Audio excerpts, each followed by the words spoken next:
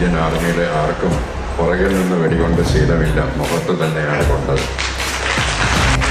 എന്തുണ്ടെങ്കിലും നേരിട്ട് വാങ്ങിയ ശീലമുള്ളൂ, തിരിഞ്ഞോടി ശീലം ഒരു പട്ടാളക്കാരനും ഇന്നുവരെയില്ല.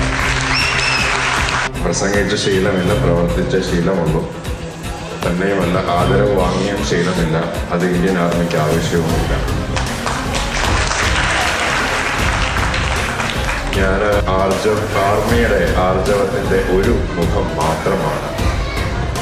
എന്നെക്കാട്ടിലും കേപ്പബിലിറ്റി ഉള്ള ഒരുപാട് സീനിയേഴ്സും ഒരുപാട് പിയേഴ്സും ഒരുപാട് ജൂനിയേഴ്സും ഒരുപാട് JCOമാരും ഒരുപാട് ജവാന്മാരും ഉള്ളതാണ് ഇന്ത്യൻ ആർമി അല്ലെങ്കിൽ ഇന്ത്യൻ ഡിഫൻസ് ഫോഴ്സസ് എന്നുള്ളത്. അപ്പോൾ ആദരവ് ആവശ്യം ഇല്ല.